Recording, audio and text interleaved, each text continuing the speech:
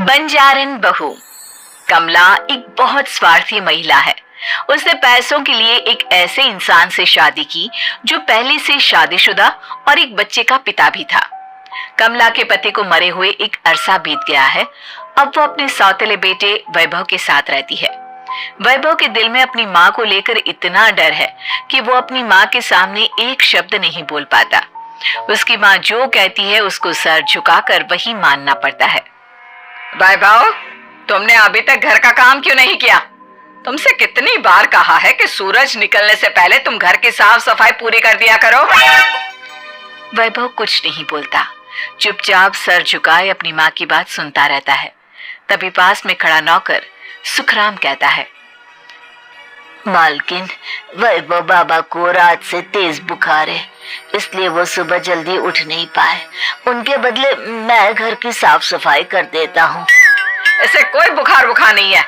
मैं इसे अच्छी तरह से जानती हूँ। ये सब काम न करने के बहाने हैं।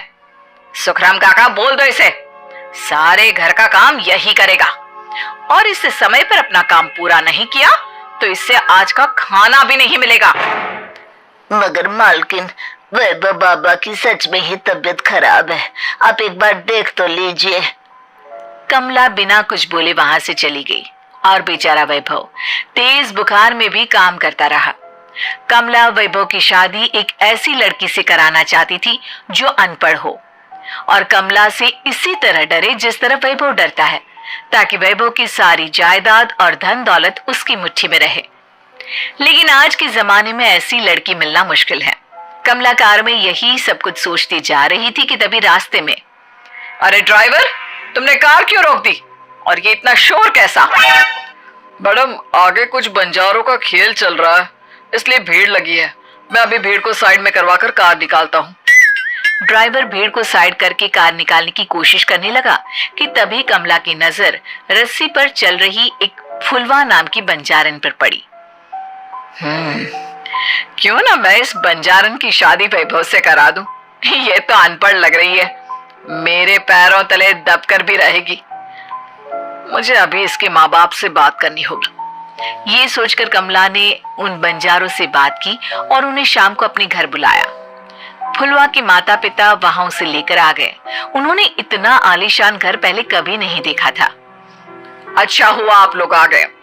देखिए, मुझे घुमा फिरा कर बात करने की आदत नहीं है, इसलिए सीधे सीधे मुद्दे पर आती हूँ।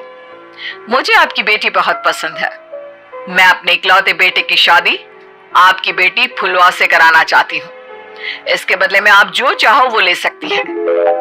तभी फुलवा की माँ कहती है, ये क्या कह रही है मैम साहब, कहीं आप हमारी गरीबी का मजाक तो नहीं उड़ा रही ना? आप मेरे बेटे से मिल लो। अगर आपको मेरा बेटा पसंद आता है तो मैं कल से ही शादी की तैयारी शुरू कर दूंगी। सुखराम, सुखराम, वैभव को लेकर आओ। फुलवा अपनी माँ के कान में फुसफुसाती है, माँ, कहीं इस मेम साहब का छोरा पागल तो ना है? फुलवा अपनी माँ से बात कर रही होती है कि वैभव वहां आता है। फुलवा उसे देखती ही रह जाती है और उसके माता पिता उसकी शादी तय कर देते हैं। शादी वाले दिन किसी को फुलवा और वैभव की बेमेल विवाह की बात समझ में नहीं आती। फिर भी एक औरत कमला से पूछ ही लेती है, कमला जी, आपने अपने इकलौते बेटे की शादी देहाती गवार से क्यों करा दी? ये बंजारन आपके घर की बहू बनने लायक तो नहीं है। कम से कम अपने स्टेटस का ही ख्याल कर लिया होता। बहू तो अपने टक्कर की लाती, आपने तो बंजारन को ही बहू बना लिया। अब कमला को समझ में नहीं आ रहा था कि इस बात का क्या जवाब दे। वो कुछ देर चुप रही और सोच समझ कर कहती है, बहन जी, आपको तो पता है आजकल के बच्चे किसी की बात कहाँ सुनते हैं। मैं तो अपनी बहू एक पढ़ी लिखी और अपनी सोसाइटी की ही ढूंढ रही थी। लेकिन मेरे बेटे ने मेरे सामने इस बंजारन को लाकर खड़ा कर दिया। बोला कि मैं शादी करूंगा तो इसी से। अब भला मैं क्या करती, मुझे अपने बेटे के सामने झुकना ही पड़ा। कमला की ये बातें सुखराम भी सुन रहा था। उसने ये सारी बातें वैभव को जाकर बता दी। काका, मैं तो फुलवा को जानता भी नहीं, फिर माँ मेरे बारे में झूठ क्यों कह रही है? अरे बेटा, तुम कितने भोले हो, तुम्हें कुछ भी नहीं पता। तुम्हारे पिता अपनी सारी संपत्ति तुम्हारे नाम करके गए हैं।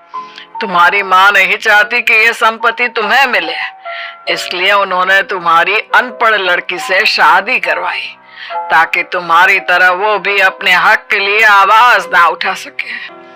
सुखराम काका, मैं क्या करूं, आप ही बताओ। माँ के सामने आते ही मेरे हाथ पैर कांपने लगते हैं। मैं माँ को कुछ भी नहीं कह पाता। वे दोनों बात कर ही रहे थे कि अचानक कमला वहां आ गई। कमला को देखकर दोनों घबरा गए। तुम दोनों फिर कभी बातें कर लेना, अभी फेरों का समय हो गया है, चलो जल्दी आओ। इस तरह फुलवा और वैभव की शादी हो गई। अगले दिन कमला ने फुलवा को बुलाया और उसे नसीहत देने लगी। देख बंजारन, तुझे मैंने अपनी बहू बना तो लिया है, लेकिन तुझे इस घर में आंख कान मुंह बंद करके रहना होगा। घर का काम कर और अपने पति से मतलब रख, समझी? कमला का ऐसा रवैया फुलवा को बिल्कुल समझ में नहीं आया। उसने वैभव से इस बारे में बात की। सुनिए ना, माँ जी ने जिस तरह मुझसे बात की मुझे अच्छा नहीं लगा। शादी से पहले तो वो मुझसे बहुत अच्छे से बात कर रही थी, लेकिन शादी के बाद उन्हें क्या हो गया? तुम ज्यादा मत सोचो, जैसा माँ कहती है वैसा ही करो। ये कहकर वैभव वहां से चला गया। अगले दिन वैभव को घर के नौकरों की तरह काम करता देख फुलवा को बहुत हैरानी हुई। फुलवा ने इस बारे में सुखराम काका से बात की तो सुखराम काका ने फुलवा को सारी बात बता दी। अब फुलवा को समझ में आ गया कि उसकी सास ने एक बंजारन को बहू क्यों बनाया। एक दिन वैभव घर का काम कर रहा था, तभी उससे कांच की प्लेट टूट गई। किसने गिराई ये कांच की प्लेट? वैभव को वहां खड़ा देख कमला ने छड़ी से उसे मारना शुरू कर दिया। उसके पैर में कांच चुभ गया और खून बहने लगा, लेकिन फिर भी कमला उसे मारे जा रही थी। ये देखकर फुलवा ने कमला के हाथ से छड़ी छीन ली और तोड़कर फेंक दी। बंजारन, तेरी इतनी हिम्मत, तूने मेरे हाथ से छड़ी छीनी? कमला फुलवा को थप्पड़ मारने ही वाली थी कि फुलवा उसका हाथ पकड़ लेती है। ओ सस माँ, मैंने मोम की गुड़िया ना समझ लियो। बंजारन हो बंजारन, ईंट का जवाब पत्थर से देना जानती हूँ। आज के बाद मेरे या वैभव जी के ऊपर हाथ उठाने की सोचो भी ना, समझी ससु माँ? ये कहकर फुलवा वैभव को लेकर वहां से चली गई। उसने वैभव के पैर पर पट्टी बांधी, उसके आंसू पोंछे। वैभव ने पहली बार किसी के दिल में अपने लिए इतना प्यार महसूस किया। अब फुलवा वैभव का हर काम में हाथ बटाती, उसका बहुत ख्याल रखती। इस तरह दोनों बहुत ज्यादा नजदीक आ गए। वहीं दूसरी ओर कमला सारी जायदाद अपने नाम करने की साजिश करने लगी। और एक दिन, वैभव, जल्दी बाहर आओ। कमला की आवाज सुनकर वैभव और फुलवा अपने कमरे से बाहर आ गए। जी माँ, आपने बुलाया? ये ले, इन कागजों पर साइन कर दे। वैभव कागजों पर साइन करने ही वाला था कि फुलवा वैभव के हाथ से पेन छीनकर कहती है, ना वैभव जी, आप इस पर हस्ताक्षर नहीं करेंगे। आओ बंजारन, मैं तुझसे बात नहीं कर रही। ये बात मेरे और मेरे बेटे के बीच की है। चुपचाप पेन दे दे, नहीं तो तेरी खाल उधेड़ लूंगी। सस माँ, बंजारन की खाल इतनी भी ढीली ना होवे कि कोई भी उधेड़ लेवे। जो यकीन ना आता हो तो देख ले उतार के। और हाँ, बंजारन जरूर हूँ, पर अनपढ़ ना हो। मन्ने भी पता है कि किसी भी कागज पर साइन करने से पहले उसे अच्छी तरह पढ़ लेवे। पेन देती है या नहीं? ये कहकर कमला फुलवा को मारने आई तो फुलवा ने कमला को धक्का दे दिया और वो नीचे गिर गई। कमला डरकर वहां से भाग गई। अब फुलवा ने वो कागज उठाए और वैभव के साथ सीधा वकील के पास चली गई।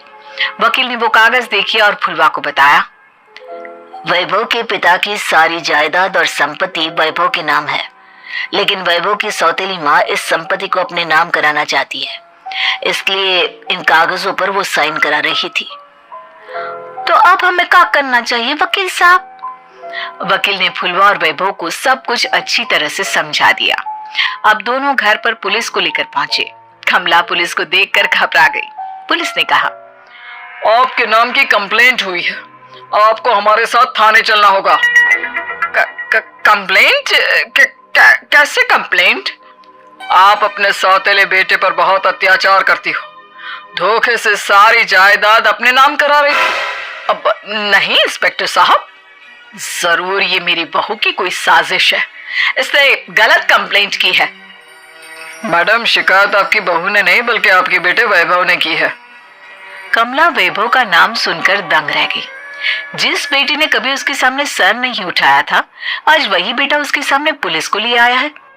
वैभव, तुम्हारी इतनी हिम्मत कि तुम पुलिस को ले आए? हाँ माँ, मैं लाया हूँ पुलिस को, और मेरे अंदर इतनी हिम्मत कभी ना आती अगर फुलवा मेरा साथ ना देती।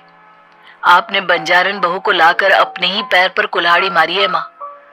मैडम, अब की बात खत्म हो गई हो तो चलो हमारे साथ। वैभव, मुझे माफ कर दो, मुझे थाने मत भेजो। आज के बाद मैं तुम्हें कभी नहीं मारूंगी, तुम्हें कभी परेशान नहीं करूंगी, मुझे माफ कर दो। वैभव अपनी कंप्लेंट वापस ले लेता है और पुलिस वहां से चली जाती है। वैभव अपनी सौतेली माँ से कहता है, मैंने पुलिस को वापस तो भेज दिया है, लेकिन मैं आपको माफ नहीं कर सकता। आपने बचपन से आज तक कभी मेरे सर पर हाथ नहीं रखा, हमेशा मुझे मारती रही, नौकरों की तरह बर्ताव करती रही। आप इस घर में नहीं रह सकती, चली जाइए यहाँ से। कमला घर छोड़कर चली गई और सड़क किनारे खड़ी होकर सोचने लगी, काश मैंने वैभव को माँ की तरह प्यार किया होता तो आज मैं इस तरह से बेसहारा ना हो जाती।